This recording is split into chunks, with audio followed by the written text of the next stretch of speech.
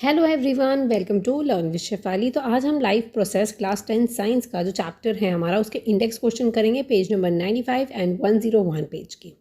ठीक है, तो 95 पेज पे हमें क्वेश्चन दे रखा है first that why is diffusion insufficient to meet the oxygen requirement of the multicellular organisms like human. तो अब ह्यूमन के अंदर हम जो ह्यूमंस हैं उसमें बहुत सारे सेल्स हैं। ठीक है, हमारे अंदर क्या है, बहुत सारे सेल्स हैं, लेकिन सारे सेल्स जो हैं वो सराउंडिंग इन्वायरमेंट के डायरेक्ट कांटेक्ट में नहीं है। तो डिफ्यूजन का प्रोसेस जो है वो इनसफिशिएंट क्यों है ऑक्सीजन रिक्वायरमेंट से मीट करने में, तो वो चीज़ आपको इसमें बतानी है। तो सबसे पहले आप इसी चीज़ से स्टार्ट करोगे that is in multi cellular organism all the cells may not be in the direct contact with the surrounding environments. सारे सेल्स जो है हमारी बॉडी के वो सराउंडिंग इन्वायरमेंट से डायरेक्ट कॉन्टैक्ट में नहीं होती है। डिफ्यूजन का प्रोसेस होता क्या है, डिफ्यूजन होता है कि मॉलिक्यूल्स जो हैं वो हाई कॉन्सेंट्रेशन से लो कॉन्सेंट्रेशन में जाते हैं। तो इसीलिए हमारी बॉडी इतनी ज़्यादा बड़ी है, ह्यूज है, कि बहुत टाइम लगता है, ठीक है, ऑक्सीजन पहुंचने में एक एक सेल के पास। ठीक है, तो वही चीज़ इसमें आगे लिखी है that is diffusion is insufficient to meet the oxygen requirement of the large multi cellular organisms like human. ये चीज़ क्यों है, because large number of cells, large number है हमारी बॉडी में, बहुत सारे सेल्स हैं।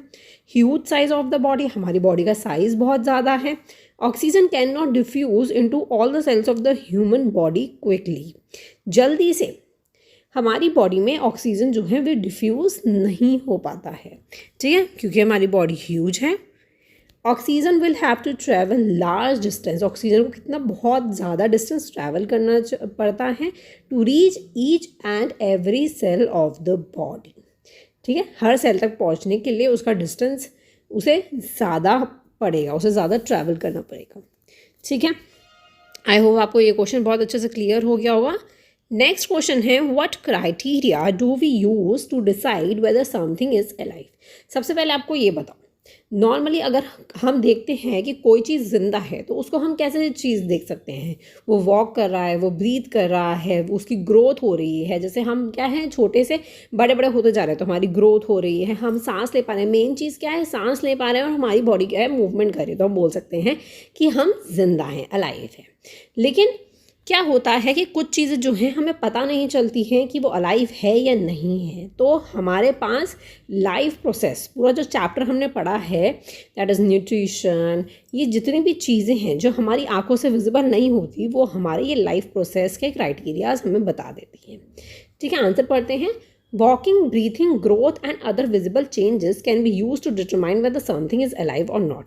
ये तो हम visible changes हैं जो हम अपनी आंखों से देख पा रहे हैं, ठीक है। लेकिन कुछ लिविंग थिंग्स ऐसी होती हैं जो कि आइज से क्या होती हैं, विजिबल नहीं होती है। Living things will have to change that are not visible to our eyes.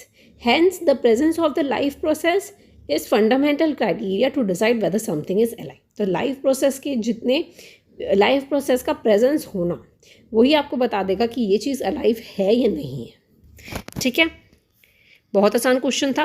Next, what are the outside raw materials used by an organisms. Outside raw materials क्या होते हैं, जैसे हमारे आउटसाइड रॉ मटेरियल्स क्या हो गए हमारे ह्यूमन बीइंग के, एक तो हम फूड, पानी और ऑक्सीजन, ये तीनों मेन हो जाते हैं। तो वही तीन आपको मेन इसमें लिखने हैं, ये आउटसाइड रॉ मटेरियल्स हैं। फूड क्या है, it is a source of energy, हमें एनर्जी मिलती है खाना खाने से। Oxygen, break down of food to obtain energy, अब क्या होता है, फूड को ब्रेक डाउन करता है जिससे हमें एनर्जी मिल सके। ठीक है, वाटर, प्रॉपर डाइजेशन के लिए हम पीते हैं जिससे डाइजेशन हो सके और अदर फंक्शंस जो है हमारी बॉडी में वो परफॉर्म कर सके, ठीक है, प्रॉपरली फंक्शन कर सके। ठीक है, the raw material required by an organism will very depend on their complexity of N organisms और इन एनवायरमेंट्स। और जितने भी ऑर्गेनिजम्स हैं उनका जो रॉ मटेरियल है वो डिपेंड करता है कि वो कैसे एनवायरमेंट में रहता है और वो कैसा ऑर्गेनिज्म है। ठीक है, तो नॉर्मली हमने एक लिविंग ऑर्गेनिज्म का बताया दैट इज ह्यूमन बीइंग। आगे देखते हैं next question that is what process would you considered essential for maintaining life. अब लाइफ को मेंटेन करने के लिए आप कौन से प्रोसेस को क्या बोलते हो, एसेंशियल बोलते हो। ठीक है, तो वो है हमारा लाइफ प्रोसेस। लाइफ प्रोसेस में क्या क्या आ जाता है, that is nutrition, respiration, transportation, excretion etcetera essential for the maintaining life. Life को मेंटेन करने के लिए सारी चीज़ें क्या होती है, इंपॉर्टेंट होती हैं। ठीक है, तो ये 95 पेज नंबर की क्या खत्म हो चुके हैं, इंडेक्स क्वेश्चन खत्म हो चुके हैं। आगे चलते हैं 101। हम फालतू बातें बिल्कुल नहीं कर रहे हैं, सिर्फ क्वेश्चंस पे कॉन्सेंट्रेट कर रहे हैं। Next is what are the difference between the autotrophic nutrition and heterotrophic nutrition. तो दोनों में आपको डिफरेंस बताना है। तो मैंने ये एक्सप्लेनेशन में बहुत अच्छे से समझाया है, दोनों चीज़ें ही बहुत अच्छे से समझा रखी है। तो वो वीडियो नहीं देखी हो तो वो वीडियो ज़रूर देखिएगा, ठीक है, प्लेलिस्ट में आपको मिल जाएगा। तो फर्स्ट पॉइंट मैंने क्या लिख रखा है इसमें कि food is synthesis from the simple inorganic raw material such as CO2 and water. ठीक है, फूड सिंथेसिस जो होता है वो सिंपल इनऑर्गेनिक रॉ मटेरियल से होता है, that is water and CO2। Heterotrophic में क्या होता है, वो डायरेक्टली और इनडायरेक्टली ऑटोट्रॉफ्स पे क्या होता है, ऑब्टेन करता है फूड। तो this food is break down with the help of enzymes की हेल्प से क्या होता है, फूड ब्रेक डाउन होता है। इसमें क्लोरोफिल रिक्वायर्ड होती है, इसमें नहीं होती है। ठीक है, आप ऐसे पॉइंट्स याद कर लीजिए। Food is generally prepare during day time and food can be obtain at all time. इसमें ऑल टाइम होता है, इसमें डे टाइम होता है। ठीक है, next is all the green plants and some bacteria have this type of nutrition. तो इसमें क्या होता है, ग्रीन प्लांट्स और सम बैक्टीरिया जो होते हैं इसके अंदर इस टाइप के न्यूट्रिशन में होते हैं। ठीक है, इसीलिए इसके अंदर क्या होता है, क्लोरोफिल प्रेजेंट होता है और डे टाइम में ही वो अपने फ्रूट को क्या करते हैं, प्रिपेयर करते हैं। एनिमल्स की बात करती हूँ तो इसमें एनिमल्स और फंगीज वगैरह इसके अंदर होते हैं इसके अंदर। ठीक है, इसीलिए वो ऑल द टाइम होता है फूड ऑब्टेन करना, और क्लोरोफिल इसीलिए प्रेजेंट भी नहीं होती है। ठीक है, तो ये मेन पॉइंट्स हैं जो आपको इसमें याद कर लेने हैं। Next question is second question, where do plants get each of the raw material required for photosynthesis. अब प्लांट्स को जो है रॉ मटेरियल्स वो कौन कौन सा चाहिए होता है फोटोसिंथेसिस के लिए। कार्बन डाइऑक्साइड चाहिए होता है, वाटर चाहिए होता है ना, और सनलाइट भी चाहिए होता है। अब प्लांट्स को सनलाइट की तो बहुत ज़रूरत होती है, तो कार्बन डाइऑक्साइड की बात करते हैं। Plants get CO2 from the atmosphere through stomata, ये चीज़ हमें बहुत अच्छे से पता है। ठीक है, वाटर की बात करते हैं तो प्लांट क्या करते हैं, वाटर अब्जॉर्ब करते हैं from the soil to the roots and transport to the leaves. ठीक है, आपको याद कर लेना है। सनलाइट की अगर मैं बात करूँ which is observed by the chlorophylls and other green plants parts of the plant। ठीक है, सनलाइट भी ऑब्जॉर्व करना होता है, वाटर की भी बहुत ज़रूरत होती है और कार्बन डाइऑक्साइड की भी बहुत ज़रूरत होती है। ठीक है, तो ये तीनों रॉ मटेरियल्स हैं जो फोटोसिंथेसिस के प्रोसेस में रिक्वायर्ड होते हैं। ठीक है, नेक्स्ट देखते हैं what is the role of the acid in our stomach. तो एसिड का क्या रोल होता है हमारे स्टमक में।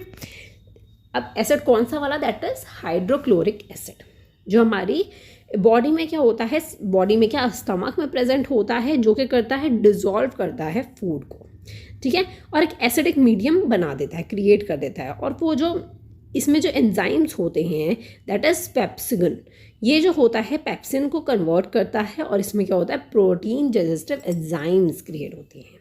ठीक है, ये चीज़ जब एसिड होता है ना तो वो उसका काम क्या होता है, that is protein digestive enzyme. ठीक है, और ये क्या करता है, ये एसिड जो होता है वो सारे बैक्टीरियाज को और माइक्रो ऑर्गेनिजम्स को क्या करता है, मार देता है, जो कि इस फूड के साथ अंदर आ जाते हैं। जैसे अगर हम गंदे हाथ से खा लेते हैं तो बैक्टीरिया हमारे मुंह में चला जाता है, ठीक है, फूड के साथ साथ चला जाता है। तो ये इस एसिड का यही रोल होता है कि वो उनको क्या करता है, किल कर देता है। ठीक है, इतना क्लियर है। नेक्स्ट क्वेश्चन है, that is fourth question, what is the function of the digestive enzymes. अब डाइजेस्टिव एंजाइम्स का क्या फंक्शन होता है, वो फूड पार्टिकल्स को क्या करता है, ब्रेक डाउन करता है सिंपलर वन में, जिससे वो अच्छे से डाइजेस्ट हो सके, ब्लड में डिजॉल्व हो सके और वो सारे ट्रांसपोर्ट कर सके, मतलब सेल्स के पास ट्रांसपोर्ट हो सके वो सारी चीज़ें, पार्टिकल्स। ठीक है, तो वही चीज़ में आप लिख लेंगे डाइजेस्टिव एंजाइम्स कौन कौन से होते हैं, annulus, Lippes, pepsin, trypsin etc. help in breakdown of the complex food particles into the simpler one। ठीक है, these simpler particles can be easily absorbed by the blood and thus transport to all the cells of the body। ठीक है, इतना clear है। How is the small intestine designed to absorb digestive food। अब ये जो small intestine होता है वो जब फूड को डाइजेस्ट करता है, जो बचा हुआ जो फूड होता है उसको डाइजेस्ट करता है, उसको अब्जॉर्ब करता है, तो वो किस तरीके से डिज़ाइन किया गया है। ठीक है, वो आपको बताना है। सबसे पहले इसके अंदर एक चीज़ होती है that is tiny finger, that is villi. ठीक है, उसके बारे में आपको बताना है। The small intestine has a million of tiny fingers होती है लाइक प्रोजेक्शन, जिसे हम कहते हैं विलाई। ठीक है। ये करता है इंक्रीज़ करता है सरफेस एरिया को, जिससे ज़्यादा से ज़्यादा फूड क्या हो सके, अब्जॉर्प्शन हो सके। ठीक है। इस विलाई में बहुत सी ब्लड वेसल्स जो होते हैं वो प्रेजेंट होते हैं, जो डाइजेस्टिव फूड को एब्जॉर्ब कर लेते हैं और वो ब्लड स्ट्रीम से उसको कैरी भी करते हैं। ठीक है। ब्लड स्ट्रीम जो होती हैं सारे फूड को जो क्या करती है, वो सारे फूड को डिलीवर करते हैं to each and every cell of the body. ठीक है। और वो क्या यूटिलाइज करते हैं, it is utilize to obtain energy and repair the old tissues. ठीक है। तो वो क्या करते हैं, एनर्जी को ऑब्टेन करते हैं और जितनी भी ओल्ड टिश्यूज होती हैं उनको क्या कर लेते हैं, रिपेयर कर लेते हैं। ठीक है। तो ये इंपॉर्टेंट क्वेश्चन है, आपको स्मॉल इंटेस्टाइन के बारे में पता होना चाहिए। विलाई आपको नाम याद रखना है, उसके बाद आपको ऑटोमेटिकली पूरा क्वेश्चन आ जाएगा। ठीक है, आंसर आप लिख पाओगे। तो ये लास्ट क्वेश्चन था 101 पेज का। अब आगे के इंडेक्स क्वेश्चन हम नेक्स्ट वीडियो में करेंगे। अगर वीडियो पसंद आई हो तो लाइक ज़रूर कर दीजिएगा और चैनल को सब्सक्राइब करना मत भूलिएगा। Thank you so much for watching. Bye bye.